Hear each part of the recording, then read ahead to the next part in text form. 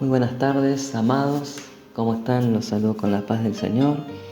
Y vamos a seguir estudiando este libro de los jueces de Israel. Nuestro tema número 8. Hoy vamos a ver las historias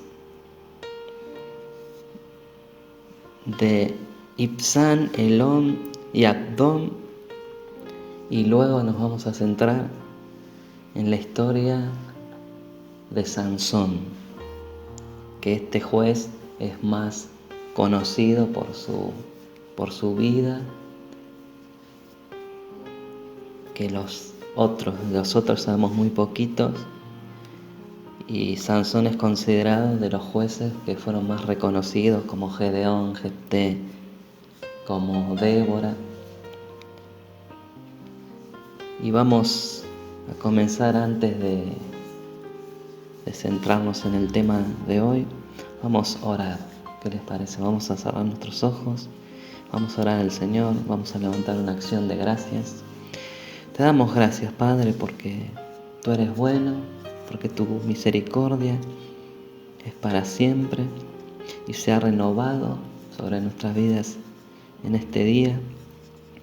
Te pedimos que tu Espíritu Santo nos guíe a toda la verdad de tu palabra, y que no solamente conozcamos más de ti, sino que a través de este conocimiento y revelación de tu palabra la podamos aplicar a nuestra vida, Señor.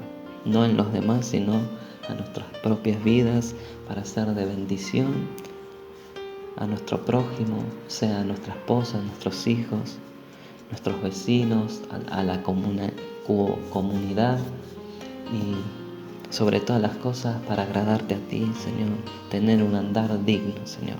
Santifícanos en tu verdad, Señor. Tu palabra es la verdad, Señor. Te damos gracias porque estás con nosotros, Señor. En el nombre de Jesús. Amén. Y para comenzar, como siempre, vamos a leer nuestro texto central, porque vemos el entorno, ¿no?, de cómo vivía en ese tiempo el pueblo de Israel. Vamos a leer Jueces 17:6, que algunos ya lo deben saber de memoria, pero es importante memorizar estos versículos porque nos muestran el estado espiritual y de anarquía que había en el pueblo de Israel. El versículo 6 del capítulo 17 nos dice que en aquellos días no había rey sobre Israel. Cada uno hacía lo que bien le parecía. Los siguientes 3 jueces, denominados jueces menores, probablemente disfrutaron de la paz que se originó en la victoria, como recordamos que vimos la clase pasada de Jefté, sobre los amonitas y los filisteos. Este cambio de Israel permitió un tiempo de paz, que veremos cuánto tiempo les duró. Vamos a leer Jueces 12:8 al 15, y viendo la historia de estos 3 jueces. En el verso 8 dice: después de él, hablando de Jefté, juzgó a Israel Ibzán, que significa ilustre, espléndido, de Belén, pero no es Belén de Judá, es un lugar de Zabulón.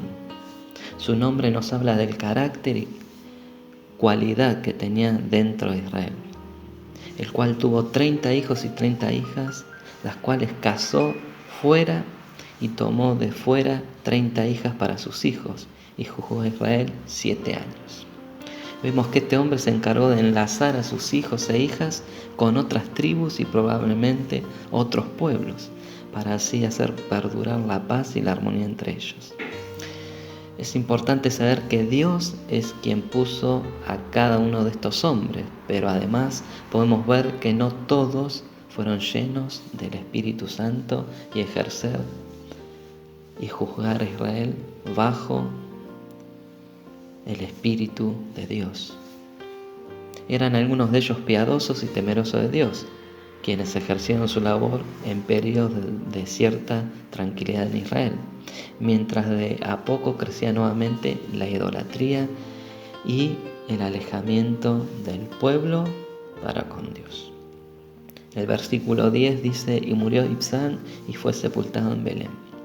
Después de él juzgó a Israel Elón, que significa roble, y era de la tribu de Zabulón, el cual juzgó a Israel 10 años, y murió Elón, zabulonita, y fue sepultado en Ajalón, en la tierra de Zabulón.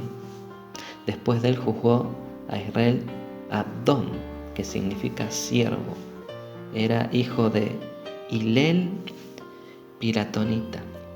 Este tuvo 40 hijos, esto nos muestra que era polígamo, y 30 nietos que cabalgaban sobre 70 asnos, y juzgó a Israel 8 años.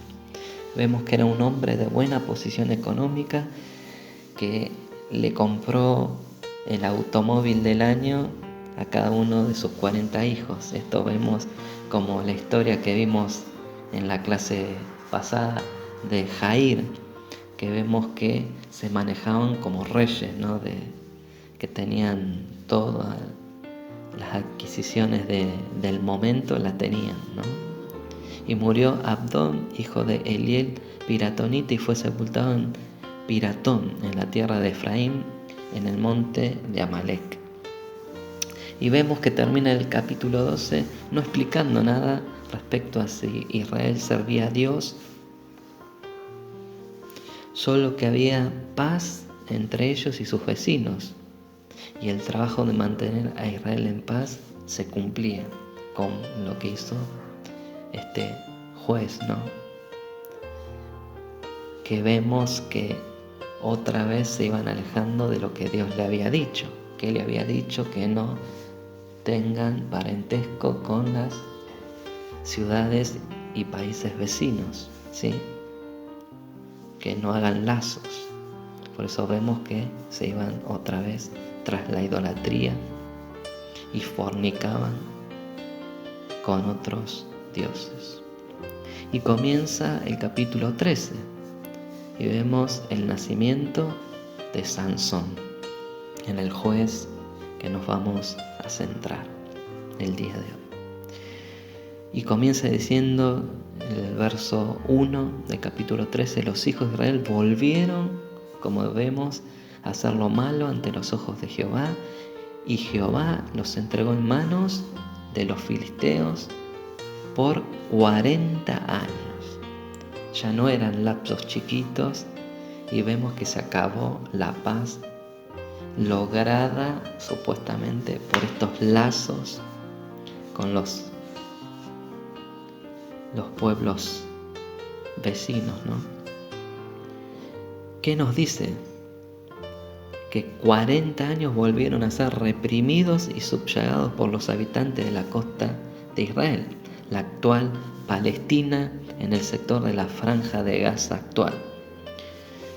El versículo 2 nos dice: y había un hombre de Sora, de la tribu de Dan, el cual se llamaba Manoa, cuyo nombre significa descanso.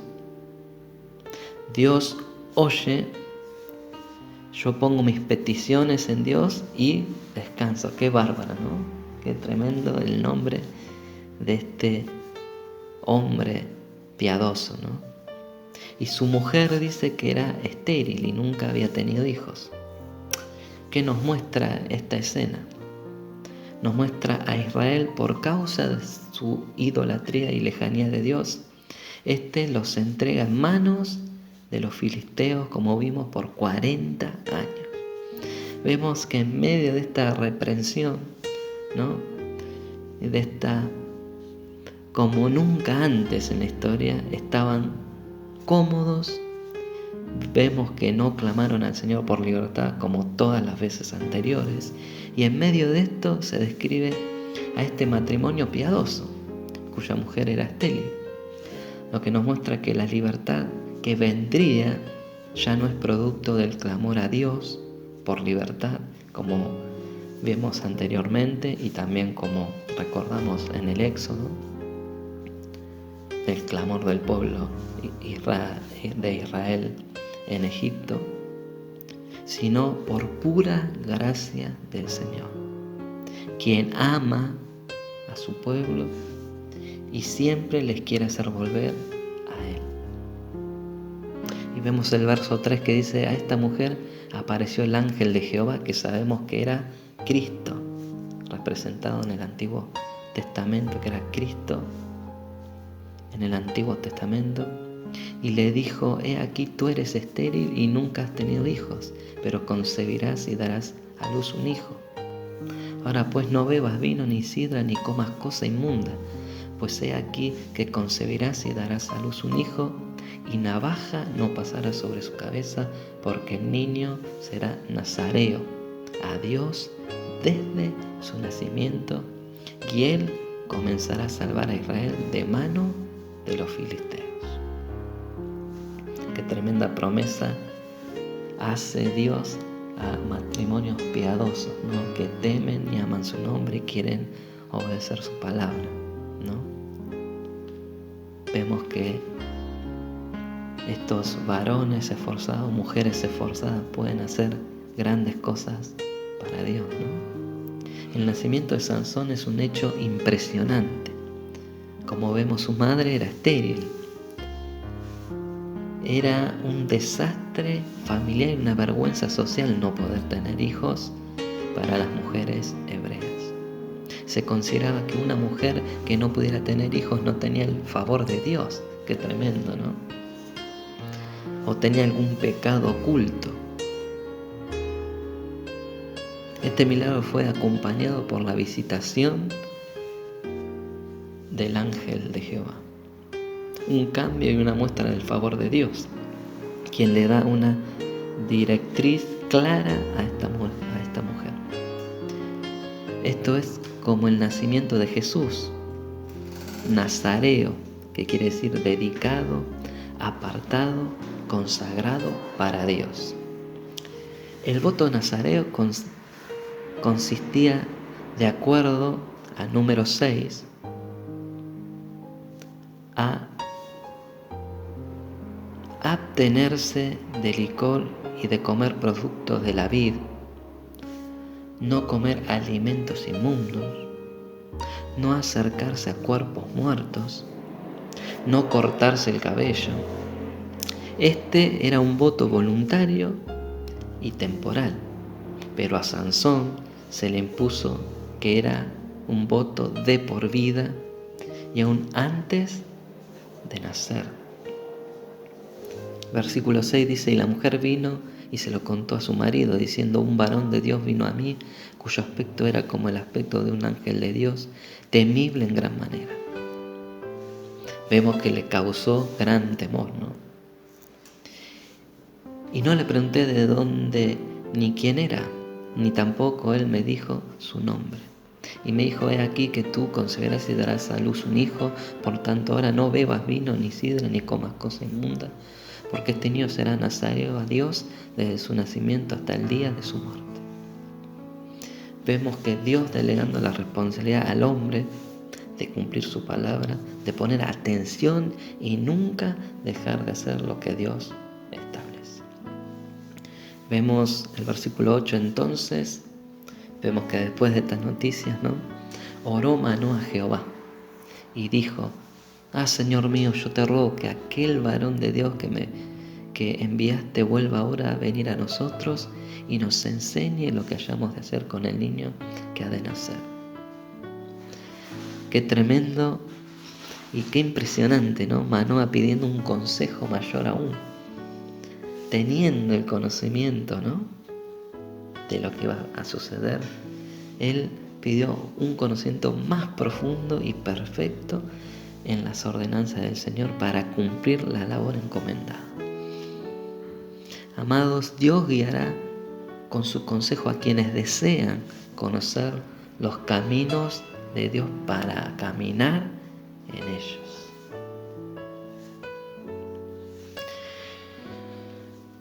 Deuteronomio 10:12 dice: ahora pues, Israel, ¿qué pide Jehová tu Dios de ti? Sino que temas a Jehová tu Dios, que andes en todos sus caminos y que le ames y sirvas a Jehová tu Dios con todo tu corazón y con toda tu alma. Volvemos a Jueces 13, versículo 9 dice: y Dios oyó la voz de Manoa, y el ángel de Dios volvió otra vez a la mujer estando ella en el campo, mas su marido Manoa estaba con ella, y la mujer no estaba con ella, y la mujer corrió prontamente a avisarle a su marido, diciéndole: mira que se me ha aparecido aquel varón que vino a mí el otro día. Y se levantó Manoa y siguió a su mujer, y vino el varón y le dijo: ¿eres tú aquel varón que habló a la mujer? Y él dijo: yo soy. Aquí vemos que era Jesús, ¿no? Que era Dios mismo, porque dijo: yo soy. Entonces Manoa dijo: cuando tus palabras se cumplan, ¿cómo debe ser la manera de vivir del niño y qué debemos hacer con él? ¿Qué le estaba diciendo, no, Manoa?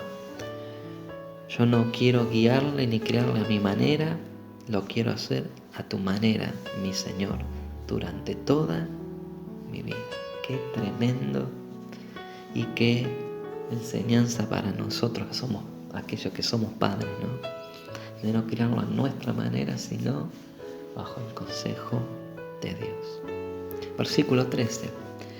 Y el ángel de Jehová respondió a Manoa: la mujer se guardará de todas cosas que yo le dije. No tomará nada que proceda de la vid, no beberá vino ni sidra, y no comerá cosa inmunda, guardará todo lo que le mandé. El ángel la repite en las instrucciones y precisa el sumo cuidado de ellos, ¿sí? De que cumpla cuidadosamente con todas las instrucciones.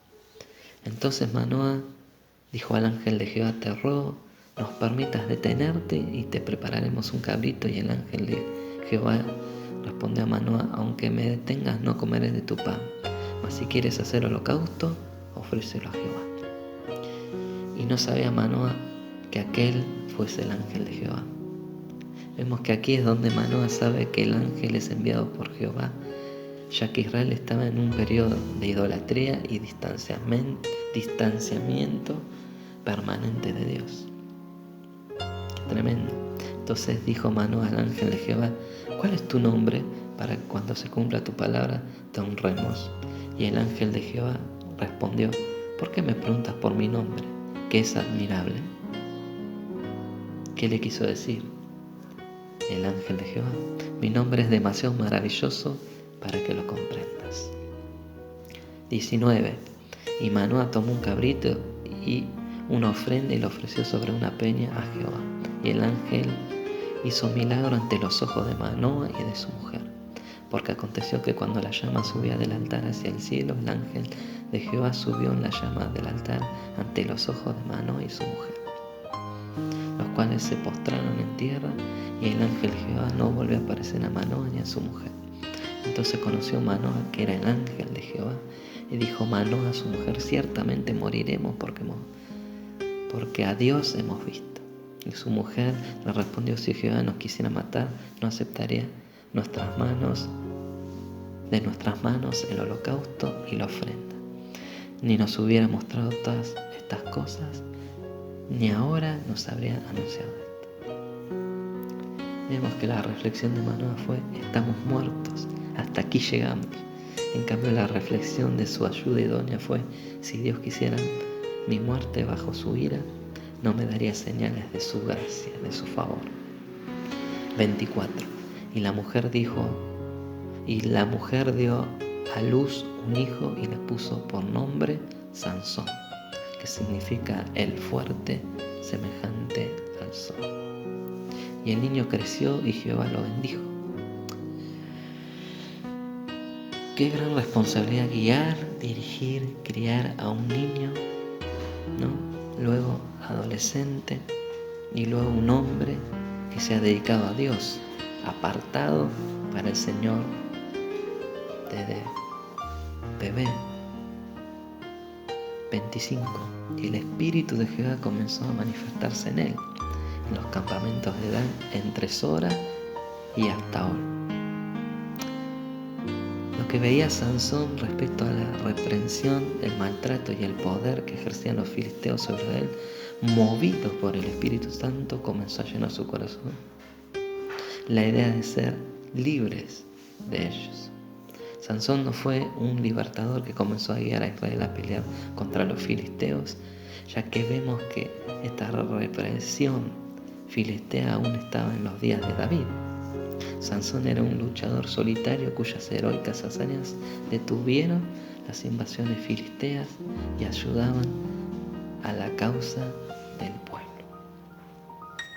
Y comenzamos Jueces 14, versículo 1 dice: descendió Sansón a Timnat y vio en Timnat a una mujer de las hijas de los filisteos, y subió y lo declaró a su padre y a su madre, diciendo: yo he visto en Timnat una mujer de las hijas de los filisteos, os ruego que me la toméis por mujer.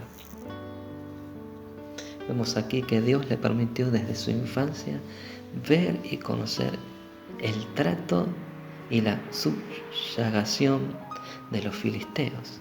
Dios puso en su corazón que Él sería quien comenzaría a dar libertad a Israel, pero Satanás le tentó con el propósito de frenar los planes de Dios en su vida. Lo hace para que pusiera sus ojos en una mujer opuesta en todos los parámetros a Él. En el caso de Jesús, la palabra de Dios fue su victoria. Sansón no usa para defensa la palabra, sino para quebrantarla. Versículo 3. Y su padre y su madre le dijeron: no hay mujer entre las hijas de tus hermanos, ni en todo nuestro pueblo, para que vayas tú a tomar mujer de los filisteos incircuncisos. ¿Qué quiere decir? De los filisteos paganos, idólatras, inmorales, que es su yugo desigual. Y Sansón respondió a su padre: tómame esta por mujer, porque ella me agrada. Vemos a Sansón no oyendo el consejo sabio de sus padres, actúa caprichosamente, probablemente producto de su fuerza física o su capacidad de sentirse elegido por Dios. Creía poder hacer cualquier cosa. Pero vemos cómo alguien puede comenzar muy bien, movido por el celo de Dios, pero actúa en oposición a esto, dejándose llevar emocionalmente. Él dijo: a mí me gusta ella.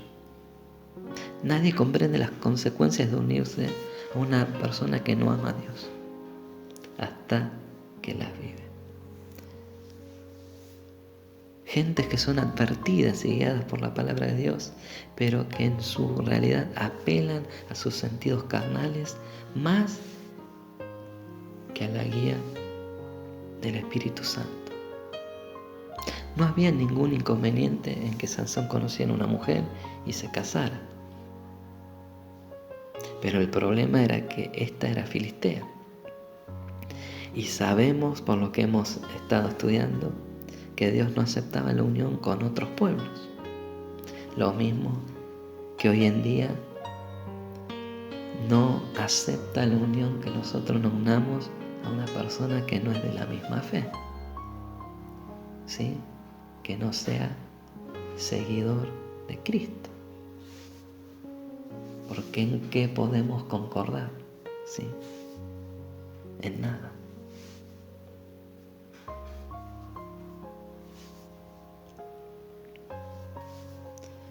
Dios no acepta la unión con otros que no sean hijos de Dios, ¿sí? Y vemos que Sansón sabía que Dios no aceptaba la unión con otros pueblos, porque vemos que estos pueblos lo arrastraban a prácticas inmorales y aberrantes de idolatría al pueblo de Israel. Versículo 4. Mas su padre y su madre no sabían que esto venía de Jehová, porque él buscaba ocasión contra los filisteos, pues en aquel tiempo los filisteos dominaban sobre Israel. Vemos que aquí no nos habla de una constante, ¿no? Nos habla de un hecho particular, para no tomar esto como una acción divina en todos los casos. sino en este caso en particular, ¿sí? Dios no alienta la transgresión de sus hijos. En este caso, Dios utilizaría la rebeldía de Sansón para cumplir sus propósitos. ¿Se entiende? No el propósito de Sansón o cumplirle el capricho a Sansón.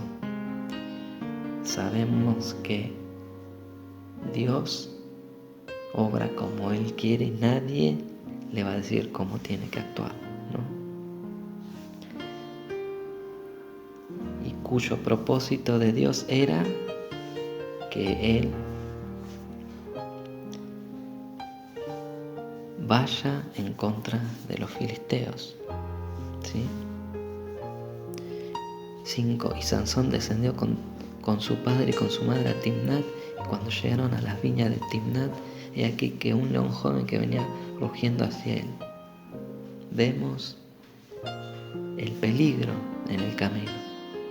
Así lo podemos ver, ¿no? Pero qué curioso que cuando ellos se acercan a los viñedos, se le aparece un león siendo parte del voto nazareo, no beber vino ni ningún producto de la vid. Y el espíritu, dice el versículo 6, el espíritu de Jehová vino sobre Sansón, quien despedazó al león como quien despedaza un cabrito sin tener nada en su mano. Y no declaró ni a su padre ni a su madre lo que había hecho. Descendió pues y habló a la mujer y ella agradó a Sansón. Vemos, los padres fueron a dejar la dote pactada por el matrimonio. Ese era el propósito de ir con Sansón, ¿no? Lo impresionante es que no había problemas mayores entre Israel y los filisteos, aunque estaban siendo controlados. Por ello, Israel estaba cómodo en esa posición de servicio y de control que ejercían los filisteos sobre ellos. 8. Y volviendo después de algunos días para tomarla, para hacerla su mujer, se apartó del camino para ver el cuerpo muerto del león. El acercarse a los viñedos, y aquí que en el cuerpo del león había un enjambre de abejas y un panal de miel. Y tomándolo en sus manos se fue comiéndolo por el camino, y cuando alcanzó a su padre y a su madre les dio también a ellos que comiesen. Mas no les descubrió que había tomado aquella miel del cuerpo del león. Vemos que vio, lo tomó y la comió, tal como Eva. Hizo lo que no debía hacer. Se acercó a un cadáver de un animal declarado inmundo por tener garras. Se había contaminado, estaba afrentando su condición de ser apartado para Dios. No tan solo eso, ¿sí? Sino no solo él pecó, sino que contaminó a sí mismo, a su familia ocultamente. Así como Eva, Adán estaba arrastrando a otros con su pecado. Qué tremendo cuando ocultamos, ¿no?, los pecados ocultos. Por eso lo importante y la invitación que siempre nos hace el Señor de ir a su presencia cada día para que reconozcamos nuestros pecados delante de su presencia, porque delante de Él no podemos ocultar nada, sino reconocerlos y pedir su perdón, arrepentirnos y cambiar de rumbo. Versículo 10. Vino pues su padre a donde estaba la mujer, y Sansón hizo allí banquete, porque así solían hacer los jóvenes. Esto quiere decir que hizo lo que dictaban las costumbres de su tiempo y de su entorno. No quería agradar a Dios, quería agradar a los demás, haciendo lo que hacían los filisteos para congraciarse con ellos. Se acomoda a las costumbres de las tierras, hizo banquete, fiesta de bebida. El vino era el alma de la fiesta de los tiempos de Sansón. Él, quien debía ser apartado para Dios, estaba llenando su cabeza y su entorno de lo que lo apartaba para Dios. Vemos como ahora queremos congraciarnos con el mundo, y en los cumpleaños supuestamente cristianos se escucha música del mundo, corre la bebida, la cerveza, ¿no?, el baile.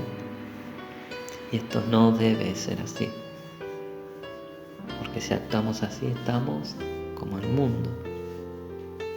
Versículo 11. Y aconteció que cuando ellos le vieron, es decir, los amigos y familiares de la novia filistea, tomaron 30 compañeros para que estuviesen con él.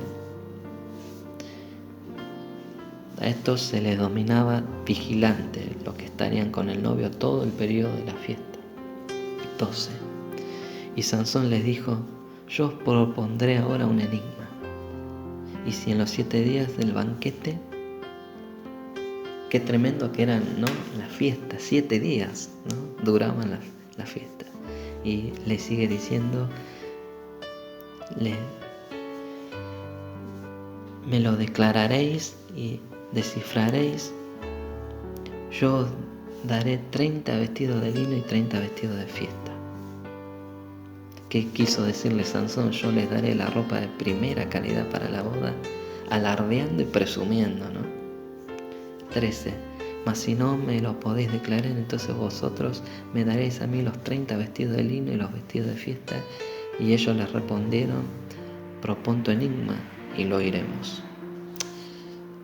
Para que entendamos, ¿no?, la palabra enigma significa oscuro y difícil. Solo era descifrable para Sansón y quienes estuvieran en su círculo más íntimo. Entonces les dijo: del devorador salió comida y de la fuente del fuerte salió dulzura. Y ellos no pudieron declararle el enigma en 3 días. Durante 3 días ellos no sabían de qué se trataba. 15. Al 7º día dijeron a la mujer de Sansón: induce a tu marido a que nos declare este enigma, para que no te quememos a ti y a la casa de tu padre. ¿No habéis llamado aquí para despojarnos? ¿Nos habéis llamado aquí para despojarnos? Estos hombres consideraron, producto del alto costo de las prendas en apuesta, que ellos fueron invitados con el propósito de despojarlos de sus bienes para pagar esa misma fiesta. Además muestra la amenaza era cierta de no acceder ella a su petición. Y lloró la mujer de Sansón en presencia de él y dijo: solamente me aborreces y no me amas, pues no me declaras el enigma que propusiste a los hijos de mi pueblo.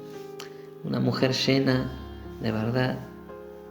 La primera semana de casados y ya va con sus armas a conseguir lo que quiere, manipulando con lágrimas y reproches, ¿no? Y él respondió aquí que ni mi padre ni mi madre lo he declarado, y te lo habría de declarar a ti. Vemos que Sansón se resiste a descubrir el enigma, ¿no? 17. Y ella lloró en presencia de él los 7 días que ellos tuvieron banquete. Mas al 7º día él se lo declaró porque le presionaba, y ella lo declaró a los hijos de su pueblo. Esto vemos que el que la sigue, lo consigue. Esa era la consigna de la idónea mujer, supuesta mujer idónea que escogió el sabio Sansón. Irónicamente estoy hablando, ¿no? 7 días de llanto y reproches a cualquiera lo termina por cansar, ¿no? Al 7º día, antes que el sol se pusiese, esto es decir, antes de que se fuera a consumar su matrimonio, los de la ciudad le dijeron: ¿qué cosa más dulce que la miel y qué cosa más fuerte que el león? Sansón, vemos, traicionado por su esposa. Esa es la actitud propia de una persona que no teme a Dios. Puede quebrantar su promesa de serle leal y fiel, de estar contigo siempre en cualquiera que sea la situación. Y él le respondió: si no harases con mi novilla, nunca hubieres descubierto mi enigma. ¿Qué les quiso decir? Si no fuera por la traición de mi mujer, no hubieran descubierto el enigma. 19. Y el espíritu de Jehová vino sobre él y descendió a Ascalón y mató a 30 hombres de ellos. Vemos de Ascalón, ciudad filistea, a unos 20 kilómetros de donde estaba. En vez de ir a consumar su matrimonio, que va a ser Sansón, va a esta ciudad. y tomando sus despojos, quiere decir, les quitó sus pertenencias, dio las mudas de vestido a los que habían explicado el enigma. Y encendido en su enojo, se volvió a la casa de su padre. Vemos que producto del engaño de su esposa, desciende a la casa de sus padres después de haber ido y dado los vestidos prometidos a los filisteos en la fiesta. 20. Y la mujer de Sansón fue dada a su compañero, al cual él había tratado como su amigo. Vemos qué tremendo, ¿no? Qué clase de costumbres son estas, ¿no? Costumbres del mundo, no de cristianos, ¿no? El amigo principal de aquellos 30 se quedó con su mujer. Su amigo más íntimo fue el encargado de consumar el matrimonio. Qué aberración, ¿no? Este es el ejemplo más gráfico y claro de descender al mundo. Una persona que dice conocer a Dios y se expone gratuitamente al mundo se sitúa en una posición vulnerable y propicia para las acechanzas de Satanás. La Biblia nos exhorta a mantenernos fuera de las influencias del mundo y su manera de vivir. 1 Juan 2:15 dice: no améis al mundo ni las cosas que están en el mundo. Si alguno ama al mundo, el amor del Padre no está en él. 16.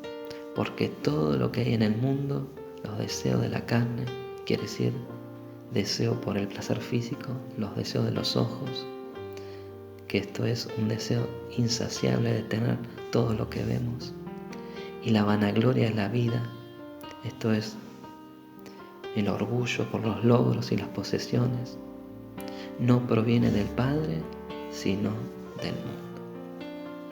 Amados, el mundo es el sistema organizado de Satanás, en oposición a Dios, cuya cabeza es Satanás mismo.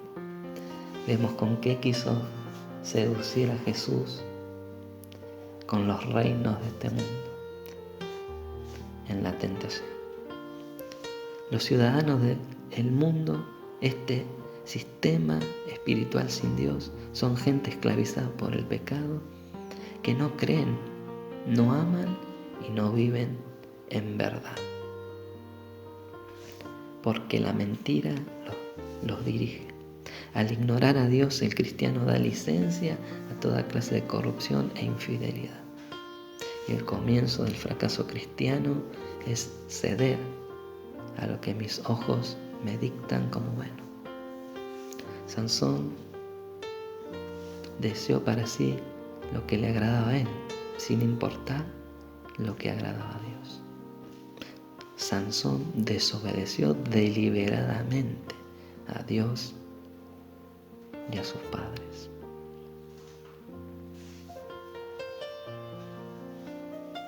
Qué tremendo, ¿no? Nosotros, a través de la palabra de Dios, tenemos el conocimiento de la verdad. Y ya conociendo la verdad a través de Jesucristo, dice que ya no habrá más perdón y expiación por el pecado, porque Cristo solamente murió una vez y para siempre por los pecadores.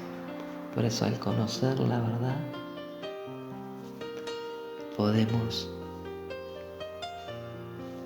debemos vivir como Dios quiere, porque el Espíritu Santo de Dios mora en nuestros corazones. Debemos estar llenos del Espíritu Santo y ser guiados por el Espíritu Santo, porque nosotros mismos somos templos del Espíritu Santo. 2 Corintios 6, 14 al 16, vemos lo que nos dice la palabra. Porque esto no era solamente para el Antiguo Testamento. En la gracia también nos dice el versículo 14 de 2 Corintios 6, no os unáis en yugo desigual con los incrédulos. ¿Esto qué quiere decir? Ninguna clase de unidad que en Cristo está basada, ¿no?, en la verdad y santidad. ¿Sí? No podemos unir a Cristo con los demonios. ¿Sí? Porque ¿qué compañerismo tiene la justicia con la injusticia? Los hijos de Dios nos gozamos en la justicia. Y nos gozamos con lo que Dios se goza. ¿Sí? Y aborrecemos la injusticia. Quien no ama a Dios no le importa si es justo o no, le importa lo que le convenga. ¿Sí? ¿Y qué comunión la luz con las tinieblas? El cristiano debe ser luz. Pero ¿cómo se asocia con quienes aman las tinieblas? Vemos que son esferas totalmente opuestas. Quien lo hace, estar unido a las tinieblas, ya no anda en la luz. Juan 3:19 dice, y esta es la condenación, que la luz vino al mundo, y los hombres amaron más las tinieblas que la luz, porque sus obras eran malas. Seguimos en 2 Corintios 6, 15 y 16. ¿Y qué concordia Cristo con Belial? Vemos que la pureza no armoniza con la impureza. Belial quiere decir el que da ganancias deshonestas, señor del orgullo, señor de la arrogancia, el hijo del infierno, en quien confías si te unes con quien confía en Belial, si dedicas tu vida a Dios y te unes con quien dedica su vida a los placeres, a las ganancias deshonestas, con quien te asocias si pone su confianza en el hijo del infierno. Qué tremendo. ¿O qué parte el creyente con el incrédulo? Quien no cree en Cristo tiene una escala de valores del pecado, vive para sí. No tiene ningún temor ni reproche de nada ni de nadie en sus actos. La clara respuesta, ¿no? Yo hago lo que a mí bien me parece, ¿no? Y nadie puede venir a decirme nada. Esto no es así en el cristiano. El cristiano debe hacer lo que Dios nos dice en su palabra. Y no hay nes ni no, es sí y amén. Debemos hacer todo lo que Dios nos manda en su palabra. 2 Corintios 6:16 dice, ¿y qué acuerdo hay entre el templo de Dios y los ídolos? Tu cuerpo, amado, amada, es templo de Dios. Por eso la pregunta, ¿no? ¿Lo unirás a los ídolos? Y la respuesta la da Pablo, porque vosotros sois templo del Dios viviente. Como Dios mismo dijo, habitaré y andaré entre ellos y seré su Dios y ellos serán mi pueblo. Vemos que Sansón, un hombre lleno de promesas, pero una actitud soberbia, arrogante y apartada de la voluntad de Dios. Qué triste ver como un hombre llamado por Dios para su obra, ¿no? Puede hacer todo lo contrario por rebeldía, orgullo y terquedad. Dios, amados, nos exhorta a buscarle, conocerle y vivir en su voluntad para así ser guiados por Él mismo. Para terminar, Jeremías 29:13 dice, y me buscaréis y me hallaréis, porque me buscaréis de todo vuestro corazón.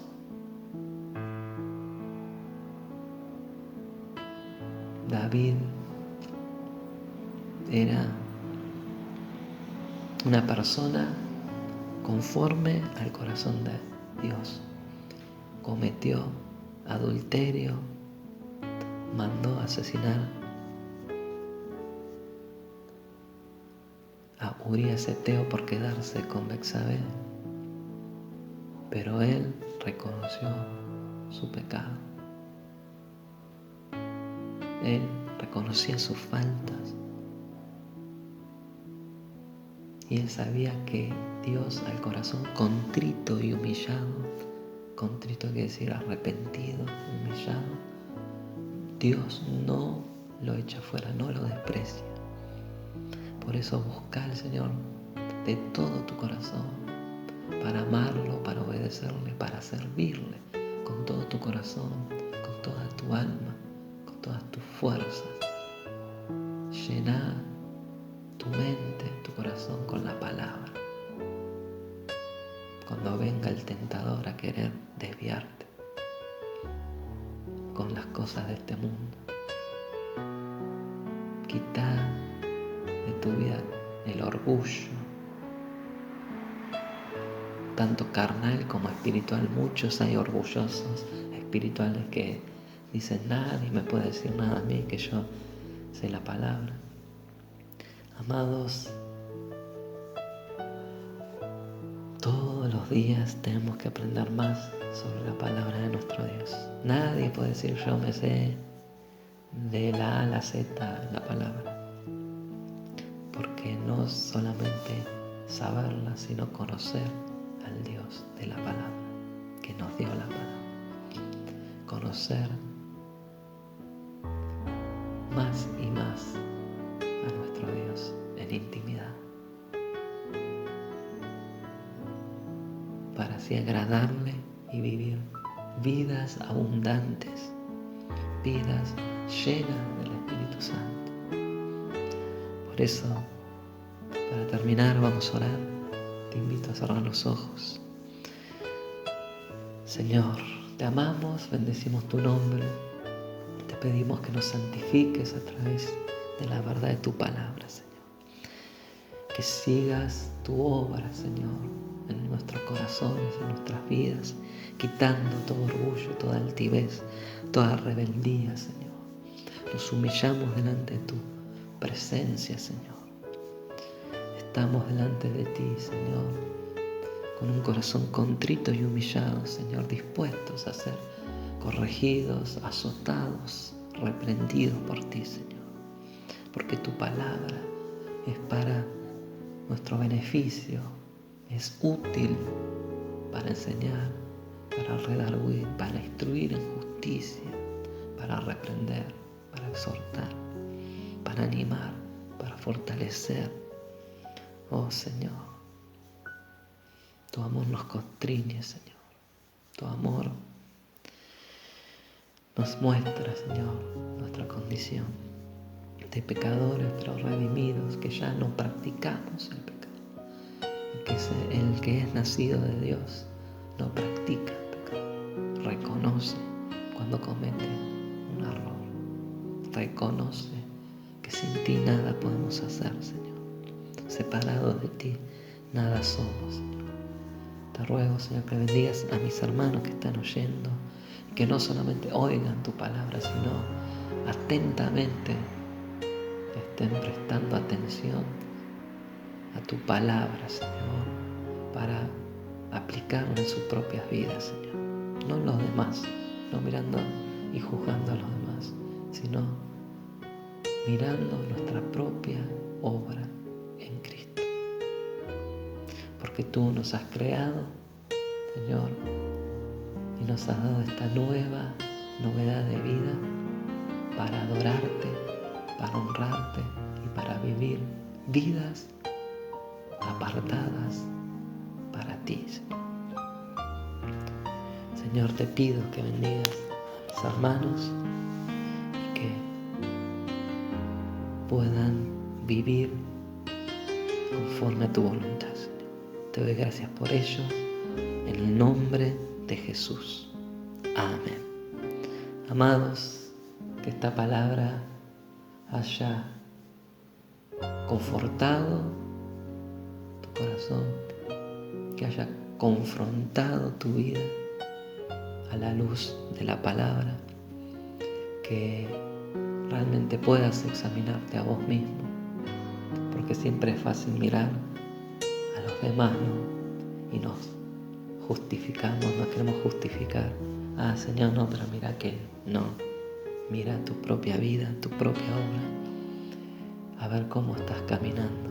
Si estás caminando rectamente, o estás rengueando, o estás desviándote del camino nuevo y vivo que Jesús nos trazó con su sacrificio, con su sangre derramada en la cruz. No quites tu mirada de Jesús. Carga tu cruz cada día. Negate a vos mismo. Negate a tu carne. Fortalecete en el Espíritu. Porque el Señor viene pronto en búsqueda de la iglesia. Sí, y hallará fe en ti. En tu corazón estará la verdadera fe. Que Dios te bendiga. Te saludo con la paz del Señor y nos vemos el próximo domingo. Saludos en casa.